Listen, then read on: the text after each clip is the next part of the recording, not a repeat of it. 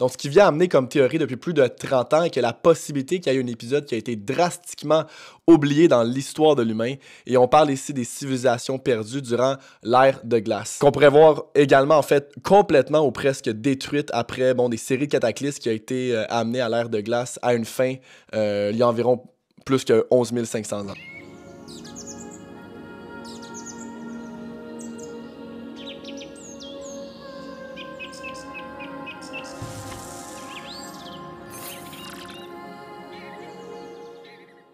What's up guys, bienvenue dans le Michel-Ange Universe. Aujourd'hui, on va parler d'un sujet qui m'intéresse depuis extrêmement longtemps et c'est la raison en fait pourquoi je pense que la plupart du monde me suivent sur différentes plateformes. Et on va vraiment élaborer le sujet de la vérité qui existe derrière les religions et les psychédéliques. Notre génération commence à s'intéresser de plus en plus aux sphères des psychédéliques, à savoir que ce n'est pas une drogue hallucinogène, mais plutôt en fait une substance qui nous permet d'accéder à notre conscience beaucoup plus profondément que seulement cette expérience matérielle qu'on vient vivre en fait tous les jours. Et les psychédéliques sont en fait des substances que les anciennes civilisations et les tribus utilisaient pour avoir une meilleure connexion avec la divinité afin de justement créer ce système de croyance via Dieu.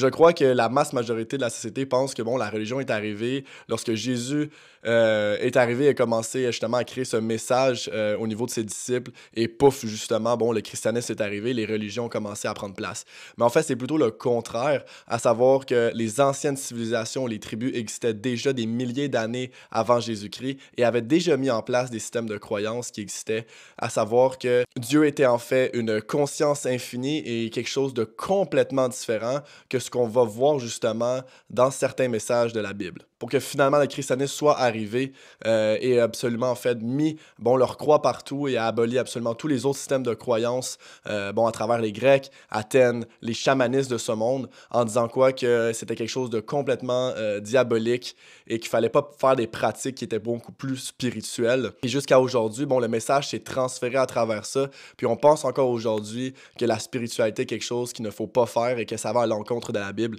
mais les pratiques spirituelles existaient bien avant en fait n'importe quelle pratique au niveau du christianisme.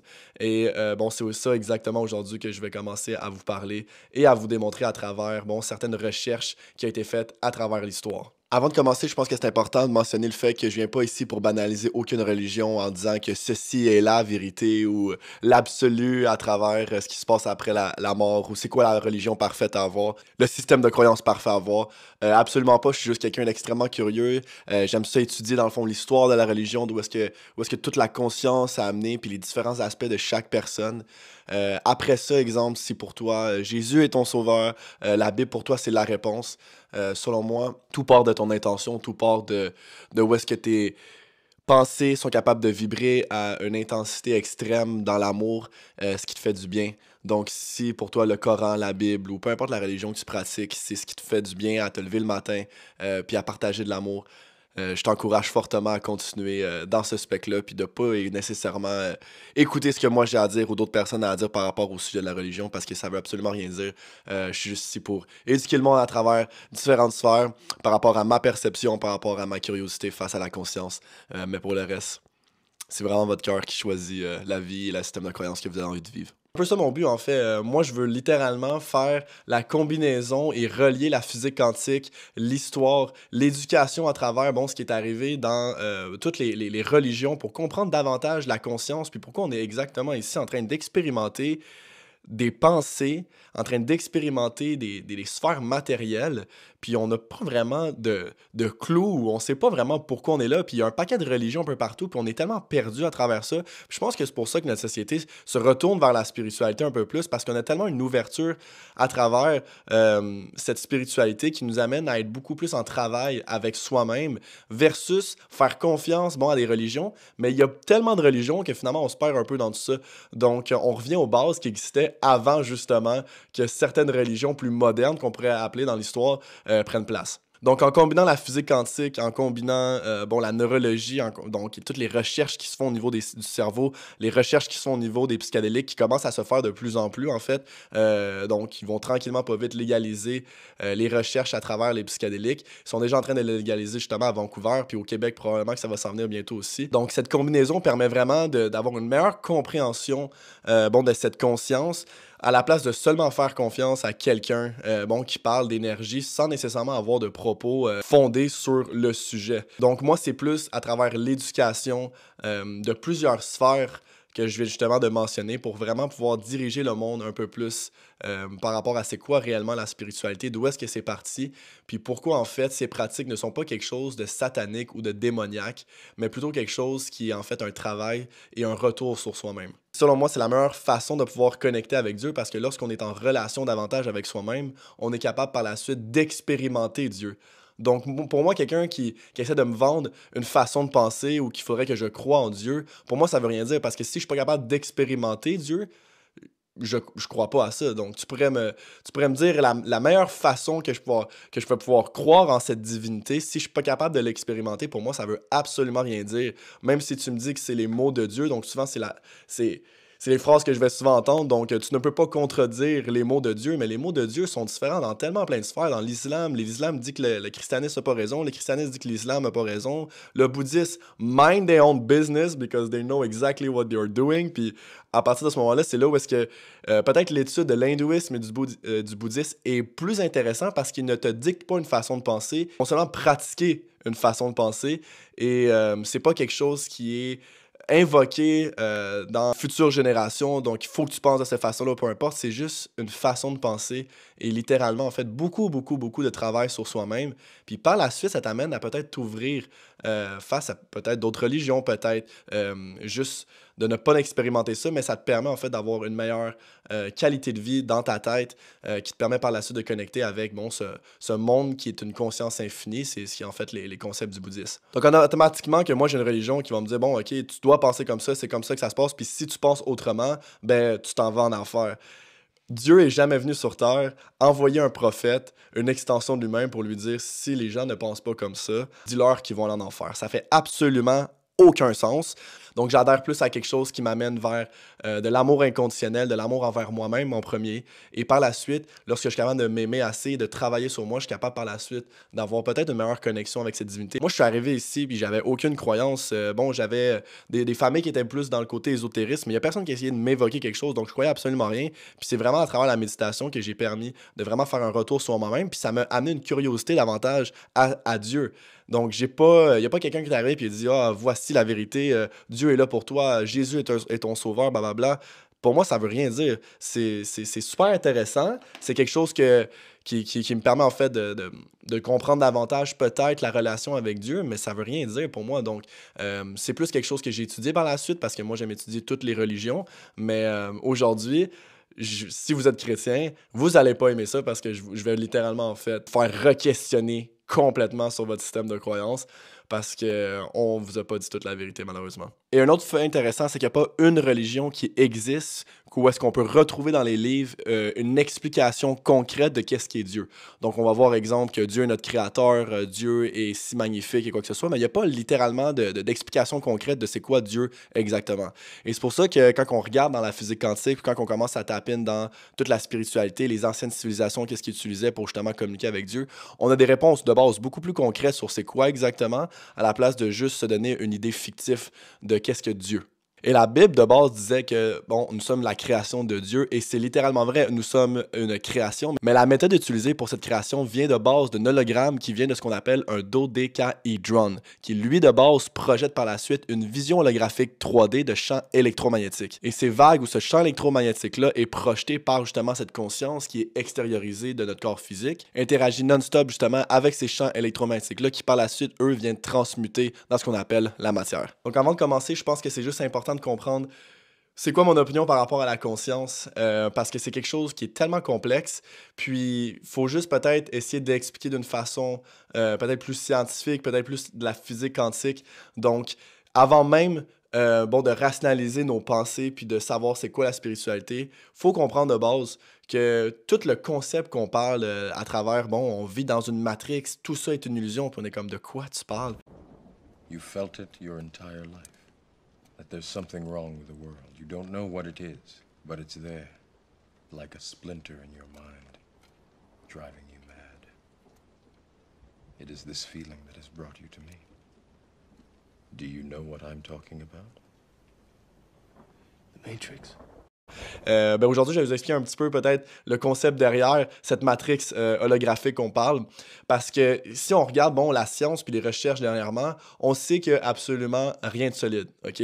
Donc, tout ce qui existe alentour de nous est littéralement des vagues électromagnétiques. Il n'y a absolument rien de solide jusqu'à temps que notre conscience interagit avec cette vague qui nous permet par la suite de visualiser et rentrer en connexion puis de s'effondrer justement dans ce champ électromagnétique. Ça nous permet en fait de visualiser ce spec qu'on pourrait appeler quelque chose de solide. Donc, si, exemple, vous me regardez dans votre maison, puis, exemple, vous avez, je sais pas moi, votre auto ou votre ami qui est ailleurs, ces sphères n'existent pas nécessairement jusqu'à temps que vous les regardez et qu'ils font quelque chose de solide. Donc, ces autres vagues qui existent à l'extérieur de vous n'existent pas dans une matière solide jusqu'à temps que vous les regardez et que vous pouvez justement visualiser cette structure. Donc, nous existons à la fois dans une matière solide et dans des vagues de lumière qu'on pourrait appeler des photons. Donc, nous sommes littéralement des êtres de lumière et on pourrait exprimer, selon la science, en fait, que tout ce qui existe est littéralement de la lumière et des photons. Et ces photons ou cette lumière qu'on peut représenter comme une matière solide respectent tout simplement en fait, les lois électrostatiques qui nous permettent de ne pas s'effondrer sur moi-même. Donc, c'est la raison pourquoi, par exemple, je vais mettre mon doigt dans ma main puis que je ne serais pas capable de passer à travers. Mais tous les atomes sont 99,9999% du empty space. Donc, il n'y a rien qui se touche. Tout est de l'énergie, tout est de lumière et il n'y a rien de solide techniquement. Donc, si on regarde au microscope les atomes, exemple, de cette table ou de ma main, rien ne se touche à quasiment 100%.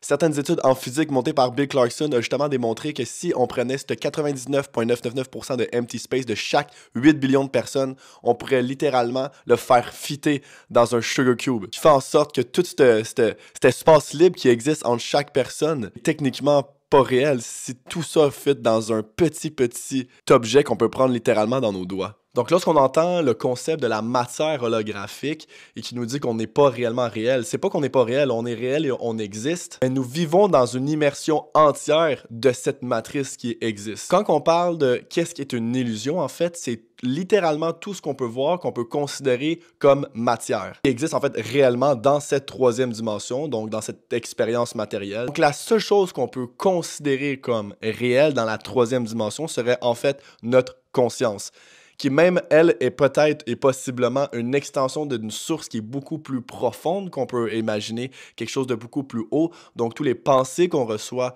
tous les sphères qu'on peut amener, les idéologies, notre création qui part de notre cerveau, vient de base d'une source externe qu'on appelle la conscience. Et la conscience, si vous me suivez, puis vous avez déjà regardé un petit peu de quoi je parle, on n'a toujours pas compris c'est quoi. Donc, si tu fais juste taper c'est quoi les 20 choses que la science n'a toujours pas compris encore en 2023, la conscience va en faire partie. On sait qu'elle projette sur certaines sphères au niveau du cerveau. Bon, on peut parler de l'inconscient dans le tronc cérébral, on peut parler du conscient dans le cortex préfrontal, mais où est la niche de la conscience qui fait en sorte que je rationalise et que j'ai des pensées? Ils sont incapables de vous expliquer en fait de où est-ce que ça provient. Donc selon moi, la conscience est quelque chose qui est extérieur et cette conscience, on a en fait possiblement accès à cette conscience qui nous permet par la suite d'interagir au niveau de l'être humain. Et moi en fait, pourquoi je parle de ces choses-là, c'est que la première fois que j'ai expérimenté un voyage astral qui est littéralement notre conscience qui s'extériorise de notre corps physique pour aller justement expérimenter, bon, des sphères qui sont dans une autre dimension que dans l'aspect physique. Donc, on peut voir, exemple, des entités, on peut voir notre corps en train de méditer, en train de dormir, on peut aller dans des plans supérieurs. Bon, j'ai fait une vidéo si jamais vous êtes intéressé par le sujet, mais c'est là où est-ce que je comprends que finalement, ben, notre conscience est peut-être pas à l'intérieur. Mon cerveau ne contrôle pas ma conscience. Même principe pour les expériences de mort imminente. Notre conscience est littéralement quelque chose qui s'extériorise. Donc, il pouvait dire exactement, bon, qu'est-ce que le médecin faisait quand que son cœur ne battait plus et qu'il était littéralement mort. Donc, par la suite, il est revenu et pouvait littéralement dire tout ce qui s'est passé après sa mort. Donc, techniquement, notre cerveau contrôle pas notre conscience, parce que si notre cerveau contrôle notre conscience, les expériences de mort imminente et les milliers d'expériences qui sont arrivées dans tout ce qui est les near-death experiences ne peut pas être expliqué autrement que le fait que notre conscience est dissociée de notre corps humain. Donc pour moi, le temps est littéralement quelque chose que l'humain a inventé à travers cette expérience matérielle. There's no such thing as universal clock, donc tout ce qui est l'horloge universelle est quelque chose qui n'existe pas. Les seules choses qui créent le temps sont littéralement nos pensées. Donc les atomes sont littéralement de l'énergie qui agissent comme des particules ou même des ondes. Ce qui fait en sorte qu'il crée moi maintenant dans l'espace-temps. Mais les ondes qui font partie de la version de moi-même ne sont pas localisées quelque part dans l'espace-temps. Donc les énergies, les particules qui forment mon corps existent partout à la fois dans un potentiel infini. Immense, ce qui fait en sorte que dans l'univers, il existe des infinités de possibilités jusqu'à temps que j'ouvre mes yeux et je peux créer et je peux voir ce que la vie peut m'offrir. Ce qui fait en sorte que les énergies, les particules qui forment mon corps dans l'espace-temps présentement existent partout à la fois dans un potentiel infini. Donc, il existe dans l'univers des infinités de possibilités jusqu'à temps que j'ouvre mes yeux et que je crée par moi-même, en fait, ce que j'ai envie de voir ou ce que j'ai envie de faire. Donc, les codes qu'on voit dans la matrice sont littéralement la réalité, mais qui sont juste, en fait, un potentiel d'information. Donc, les codes qu'on voit dans la matrice qui forment, en fait, des informations et la réalité sont la même chose dans notre réalité, mais on pourrait plus, en fait, voir ça comme de l'énergie. Donc, on peut pas nécessairement voir l'énergie, on peut pas nécessairement voir les codes, mais on peut quand même jouer au jeu. Si on comprend que tout est en fait des photons, donc de l'énergie et de la lumière, on comprend que rien que ce qu'on perçoit est réellement réel en fait. Donc, les planètes, les étoiles, l'univers, la Terre, la matière et tout ça. Donc, selon moi, tout est une forme d'énergie et de emptiness, donc un vide constant qui est juste en fait sous forme d'énergie. Et c'est la raison pour qu'on se matérialise dans un corps physique pour justement descendre dans les dimensions de l'univers, pour justement vivre une expérience physique pour avancer dans ce spectre énergétique. Mais nos pensées créent littéralement l'espace et le temps qui fait en sorte qu'on peut percevoir ces étoiles, percevoir les planètes, percevoir cette forme d'énergie qui est en fait beaucoup plus formée sur des formes de photons de lumière et d'énergie, qui respectent encore les codes que j'ai parlé, qui seraient en fait la matrice. Ça, c'est également des concepts que les anciens chamanistes, les anciennes civilisations parlaient grâce justement à certaines prises de psychédéliques qui pouvaient en fait leur ouvrir l'esprit face à ce qu'est la réalité en bout de ligne. Donc, selon moi, les psychédéliques sont littéralement la réponse à travers la religion, les réponses à travers la conscience et les réponses probablement à travers Dieu. Et ce qui m'amène à vous expliquer un peu pourquoi les anciennes civilisations parlaient de tous ces spectres au niveau de la conscience que je viens de vous expliquer. Et je pense que l'être humain a le droit de savoir la vérité derrière ce qui s'est réellement passé dans l'histoire, parce qu'il y a plusieurs journalistes, archéologues, mycologistes qui sont littéralement passés leur carrière à réellement comprendre ce qui se passe derrière l'histoire. Je pense que la société règle générale essaie de couvrir ou essaie de cacher cette vérité pour essayer de garder un certain contrôle face à comment est-ce qu'ils peuvent contrôler notre société. Faut pas oublier qui contrôlait en fait la masse avant, c'était pas les pharmaceutiques, c'était pas les médias, c'était pas le gouvernement, c'était littéralement la religion.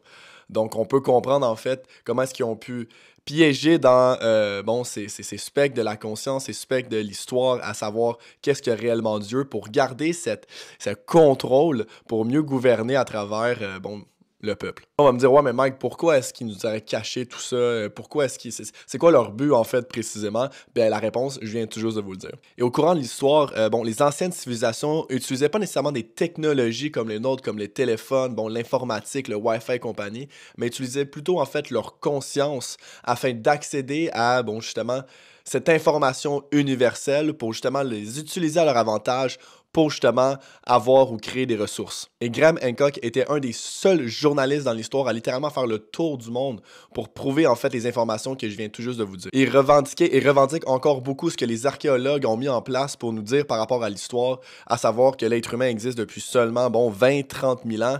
Et il y a plusieurs journalistes, plusieurs autres archéologues qui étaient peut-être plus avant-gardistes, qui disaient qu'en fait non, l'être humain existe depuis plus de 100 000 ans et peut-être même plus longtemps que ça. Donc, pendant des années, on les a traités de fous jusqu'à temps qu'on a finalement prouvé que l'être humain existe réellement et existait 100 000 ans avant Jésus-Christ. Donc, Hancock ne vient pas nécessairement dire que ce que les archéologues disent sont complètement faux, ils sont complètement dans le champ, mais ce qui veut dire, c'est qu'ils ne poussent pas assez leur raisonnement pour réellement comprendre pourquoi, bon, les Égyptiens, pourquoi les anciennes civilisations, les anciennes tribus utilisaient certains scripts, utilisaient justement des hiéroglyphes pour littéralement nous passer un message. Et ce que Graham Hancock essaye d'avancer comme théorie depuis plus de 30 ans, c'est que l'être humain a complètement, en fait, oublié un événement drastique dans l'histoire. Donc, il y a une possibilité qu'il y ait un événement qui aurait été complètement perdu au fil des années. On parle ici des civilisations qui auraient été perdues dans l'ère de glace. Donc, certains avancent que les psychédéliques étaient largement utilisés dans l'ère de glace, dans certaines civilisations, qui pourraient expliquer par la suite pourquoi, quand on avance dans l'histoire, certaines civilisations ont comme gardé ces méthodes-là pour justement pouvoir avancer dans l'évolution humaine. Où est-ce que ces civilisations-là, au niveau de l'Égypte et compagnie, ont été mis en place? Donc, ce qui vient amener comme théorie depuis plus de 30 ans est que la possibilité qu'il y ait un épisode qui a été drastiquement oublié dans l'histoire de l'humain, et on parle ici des civilisations perdues durant l'ère de glace, qu'on pourrait voir également, en fait, complètement ou presque détruite après, bon, des séries de cataclysmes qui ont été amenées à l'ère de glace à une fin il y a environ plus que 11 500 ans. Donc, il avance le fait que c'était bon, des civilisations qui ont exploré le monde avec une compréhension très profonde de l'astronomie, de la géométrie, une civilisation qui avait une conscience et une intelligence beaucoup plus développée ce qu'on raconte dans nos livres face aux hommes de l'ère de glace. Et ces personnes-là, en fait, coexistaient avec certaines civilisations identiques à la nôtre, qu'on pourrait même voir aujourd'hui, en fait, comme des civilisations qui vivent dans l'Amazonie, qui n'ont pas nécessairement une compréhension que nous existons également. Donc, ils vivent dans leur tribu depuis plus des milliers d'années. Puis c'est des vieilles tribus qui existent dans l'Amazonie qui ont pas vraiment conscience qu'on est présent. Donc, ces personnes-là, dans l'ère de glace, existaient, mais d'un point de vue plus contraire via nous aujourd'hui. Donc, c'était des civilisations qui coexistaient avec les personnes dans l'ère de glace, mais qui avaient une conscience beaucoup plus développée que ce qu'on peut raconter dans nos livres d'aujourd'hui. Et c'était justement grâce à certaines prises psychédéliques qui leur permettaient justement d'avancer leur cortex préfrontal, avoir une intelligence au niveau de la conscience beaucoup plus développée que la moyenne. Donc, si on regarde avant, bon, le côté christianisme, avant que Jésus soit arrivé, comme qu'ils disent, puis que littéralement mis des messages au niveau des disciples pour justement bon, créer une certaine religion, une Bible ou peu importe. Ce qu'il faut comprendre, c'est qu'avant ça, bon, il y avait toutes les sphères au niveau des Grecs, Athènes et compagnie qui pratiquaient déjà des religions et des méthodes de pensée qui étaient très avant-gardistes, puis qui justement étaient construits à travers ces anciennes civilisations qui justement, grâce aux prises psychédéliques, ont été conçues et ont continué leur façon de penser à travers l'histoire. Donc, il y avait une ville qui s'appelait Éleusis, okay, qui était une ville qui était en fait le cœur de la Grèce dans le temps, qui est maintenant en ruine depuis plus de 2000 ans parce que justement, elle a été détruite par les chrétiens. Et je vais expliquer un petit peu plus tout à l'heure pourquoi.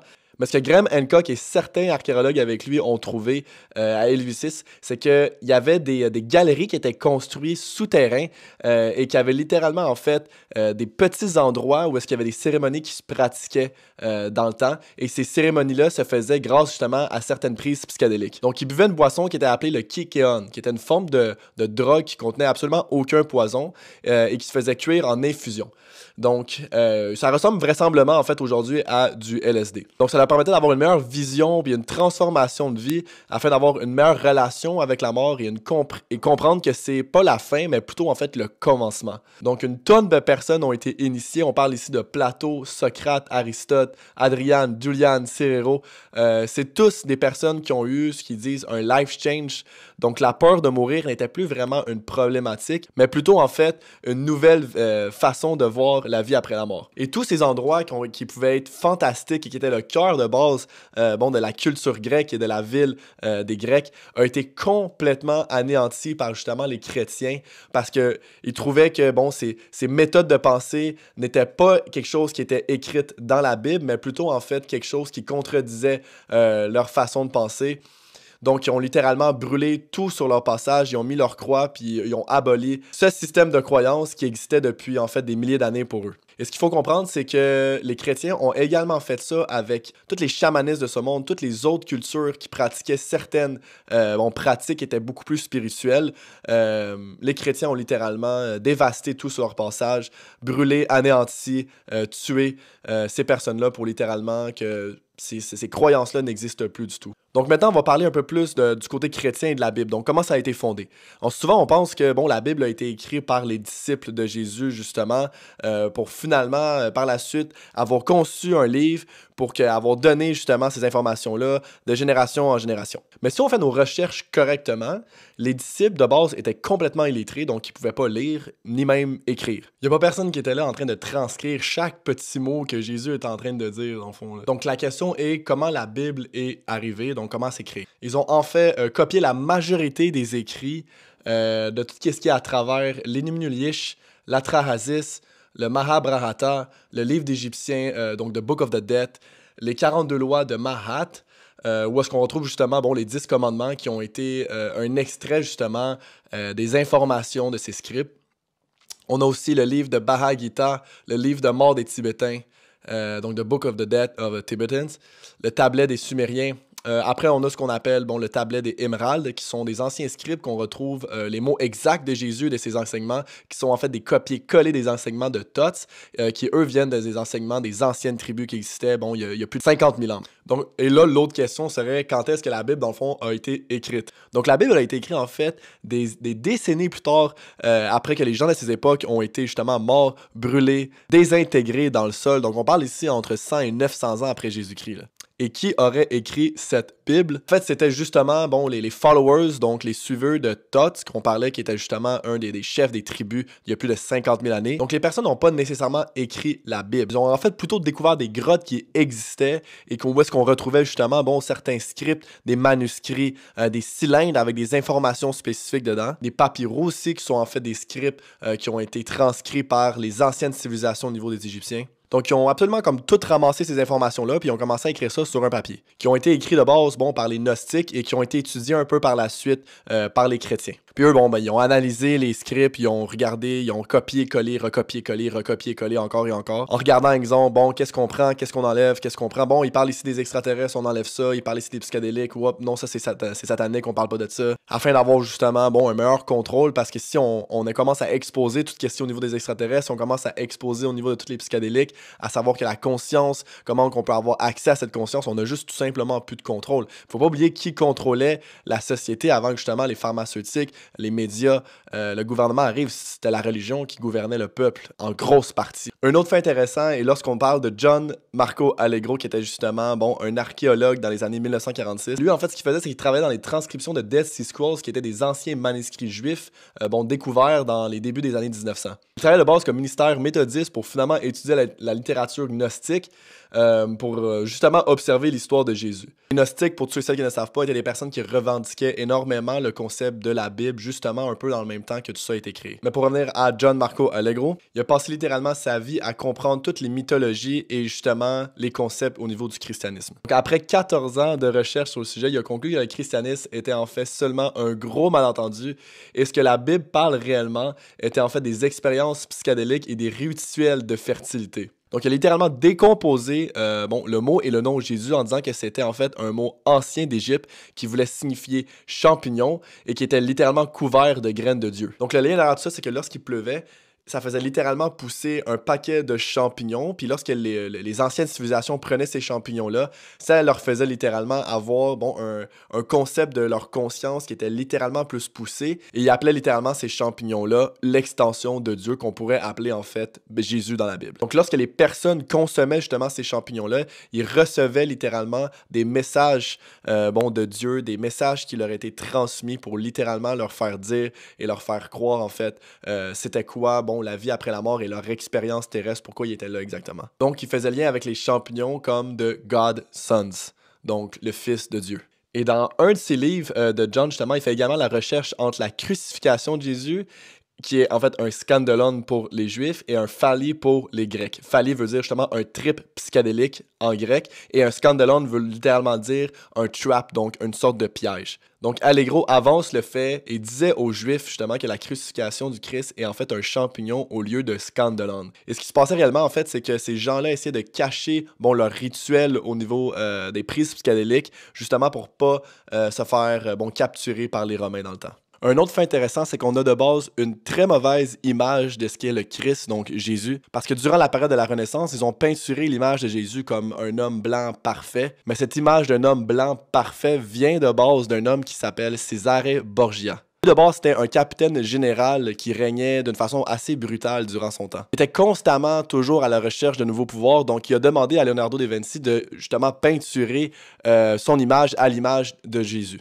Donc à ce moment-là, il pouvait avoir justement un pouvoir un peu illimité à travers le temps. Donc à partir de ce moment-là précisément, il est devenu le modèle qu'on voit dans toutes les images qu'on peut percevoir de Jésus. Donc toutes les personnes qui font des prières et qui pensent à cette image de Jésus, ils pensent en fait à un homme assez diabolique qui était seulement en fait à la recherche de pouvoir. Donc le concept a tellement été modifié à plusieurs reprises, guys. Quand on regarde ça, on parle d'un concept qui parle de l'ancien hébreu, pour finalement le traduire en latin, pour finalement être traduit en allemand, pour finalement être traduit justement en anglais. Et les livres que je vous parle présentement, tout ce qui parle au niveau des prises psychédéliques et compagnie, c'est des concepts qui existaient justement dans les années 1900 puis qui ont littéralement été achetés par l'Église parce qu'ils ne voulaient pas qu'il y ait des informations qui se fassent justement diffuser au niveau de la société, justement pour pas, encore une fois, reconnaître que les psychédéliques sont littéralement le concept fondamental de la religion. Ici, on regarde même en fait les anciennes civilisations au niveau de l'Égypte. Les Égyptiens utilisaient énormément de psychédéliques, sauf que leur psychédélique à eux s'appelait du Blue Water Lily. Et c'est en fait une substance qui existait dans le vin qu'ils ont découvert dans la tombe de Toutankhamon. Ça leur permettait d'avoir en fait une compréhension beaucoup plus profonde de la conscience afin d'ouvrir différentes possibilités de leur vision, différents rêves, différentes sortes d'ouverture d'esprit face à justement la vie après la mort. Faut pas oublier et prendre en considération que l'ancien arbre de vie des Égyptiens, qui était un arbre acacia, et leur écorce contenait justement des diméthyltryptanil, qui était en fait le plus gros hallucinogène qui existait et que l'humain a jamais connu. Donc, toutes ces informations-là que je vous dis présentement, vous pouvez littéralement trouver ça sur Internet, même à savoir que les anciennes civilisations utilisaient énormément les prises de psychédéliques pour pouvoir avancer, évoluer, construire, ce qui a amené en fait la construction de tout ce qui est l'Égypte, l'Amazonie et compagnie. Donc, une autre personne qui parle également énormément des psychédéliques qui s'appelle John Steamer.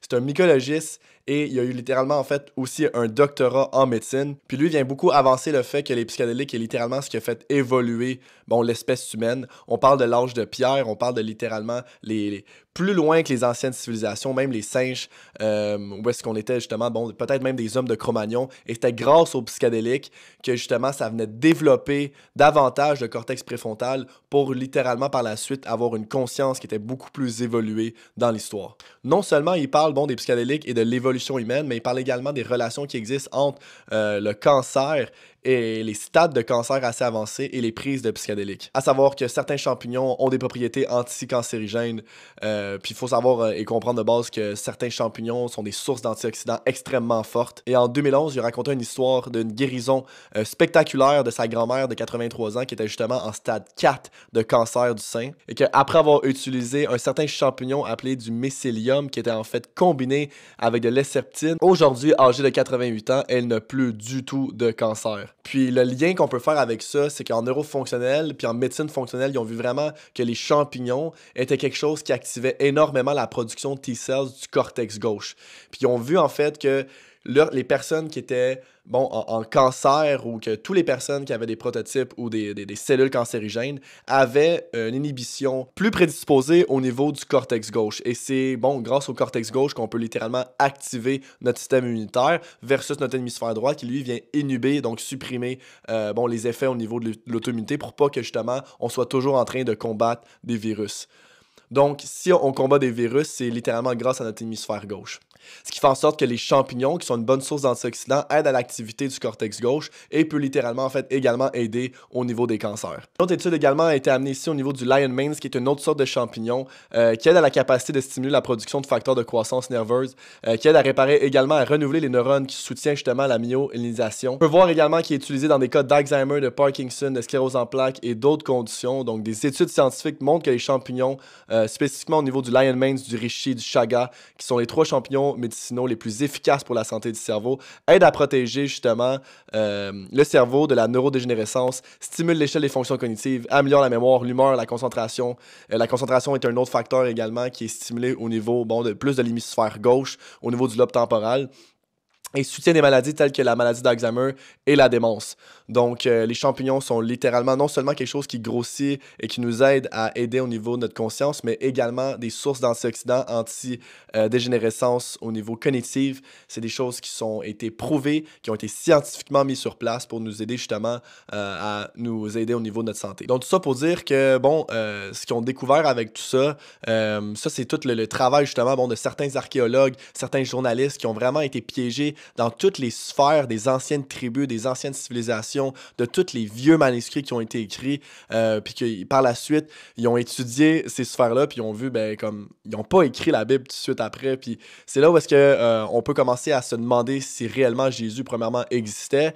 C'est possible aussi qu'il était présent, mais bon, si on regarde un peu l'histoire et tout ça, les mots de Jésus retranscrivent beaucoup trop d'autres messages que certains prophètes, certaines tribus, certains chamanistes, en fait, même, parlaient il y a plus de 50 000 ans, 100 000 ans avant Jésus-Christ. Faut pas oublier non plus que, bon, après l'Égypte aussi, tous les vieux manuscrits qui parlaient justement des extraterrestres, de la conscience, des psychédéliques et compagnie, ont été brûlés dans la bibliothèque d'Alexandria par Jules César. Donc, on n'a plus vraiment de preuves de toutes ces choses-là, mais elles étaient toutes dans cette bibliothèque-là. Donc, on retrouve juste des petits scripts, des petits manuscrits un peu partout à travers l'histoire. Ça fait vraiment le tour, en fait, pour tout ce qui est, le concept de l'histoire au niveau de la religion, de comment ça a été créé. On a compris maintenant que, les Grecs pratiquaient, en fait, tout ce qui est la conscience et ont amené un concept de religion bien avant que les chrétiens arrivent. C'est juste que les chrétiens ont tellement été une puissance mondiale qu'ils ont littéralement éjecté, brûlé tous les autres concepts des systèmes de croyances. Puis on peut le voir encore aujourd'hui. On regarde les chrétiens disant quoi que les musulmans ont tort, que les bouddhistes ont tort. Bon, les musulmans regardent les chrétiens disant quoi que finalement Jésus est seulement un prophète de Allah. Tout le monde est en train de se contredire partout dans les religions. Ça fait tout simplement pas de sens. Les seuls qui gardent vraiment leur lignée sont un peu les bouddhistes et les chamanistes de ce monde qui partent avec des concepts de conscience et de conscience altérée, où est-ce que les spectres de l'astral, les spectres des autres dimensions, les dimensions plus élevées, la vie après la mort, la conscience qui est en fait un concept infini, en fait partie. Donc c'est pour ça que moi, lorsque j'ai justement expérimenté premièrement psychédélique et deuxièmement les voyages astrales, puis le voyage astral se fait aussi à travers les psychédéliques, mais se fait également à travers la méditation en conscience altérée.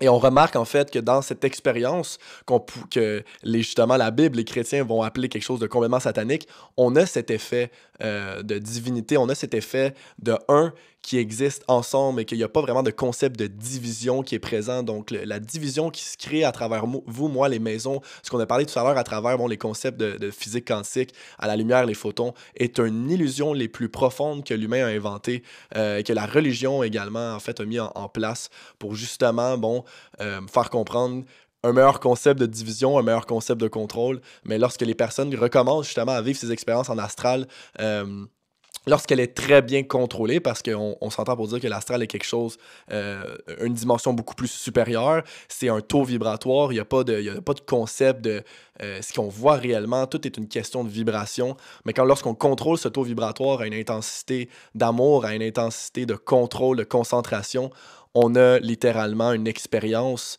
qu'on pourrait appeler en fait divin, de Dieu. On comprend et on ressent en fait qu'est-ce qu'est Dieu réellement, et on peut littéralement par la suite conclure que finalement, ce qu'on peut voir dans certains scripts bibliques est probablement la chose qui est le plus gros mensonge de l'histoire dans certains spectres de la Bible, à savoir que la vie après la mort n'existe pas, à savoir que Satan est quelque chose de complètement démoniaque, il faut pas aller là-dedans, mais le concept de Satan, le concept du diable et du bien n'est pas quelque chose de séparé et quelque chose qui fait partie de nous, en fait, de cette expérience au niveau terrestre.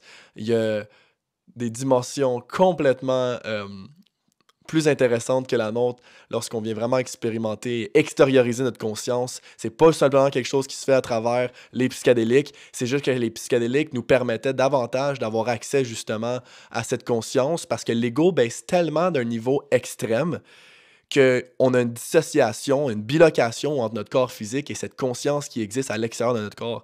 Donc, c'est pour ça que les psychédéliques ont eu autant d'effets au niveau des civilisations anciennes et encore aujourd'hui, à savoir que maintenant, on veut légaliser des recherches à travers ça. Si on regarde juste des recherches, comme on dit tout à l'heure, avec les cancers, l'anxiété, la dépression qui est présente, on peut remarquer que finalement, c'est une descente d'ego et probablement que finalement, les cancers sont peut-être manifestés par ce corps mental qui nous amène à avoir des pensées négatives, mais sous effet psychédélique ou sous effet des méditations très profondes et contrôlées, on a une descente d'ego, ce qui nous amène par la suite à avoir possiblement une sortie de corps parce qu'on a une dissociation très profonde avec notre corps physique, en réalisant que finalement, c'est l'ego qui nous amène à avoir une expérience matérielle et non pas énergétique. Donc, ça va faire le tour pour ce podcast et tout ce qui est en lien avec les religions, les anciennes civilisations, les psychédéliques et pourquoi les psychédéliques ont en fait évolué l'espèce humaine jusqu'à aujourd'hui et que probablement l'ego de l'être humain a absolument écrit et transformé au fur des années des scripts pour avoir un meilleur contrôle. Ça, c'est mon opinion. Après ça, vous êtes en droit d'avoir une opinion complètement différente et c'est complètement correct. Mais voici ce que j'ai expérimenté à travers l'histoire, à travers mon expérience dans le domaine de l'astral, dans le domaine des psychédéliques. Puis par la suite, c'est sûr que lorsque on vient, on pourrait dire, avoir une curiosité davantage avec les autres religions, avec les autres concepts, on ne se ferme pas à une seule vérité absolue, ce qui nous amène à avoir une compréhension un petit peu plus profonde. Donc sur ce, je vous souhaite plein d'amour, plein de belles énergies à vous et je vous souhaite une belle journée. Au revoir.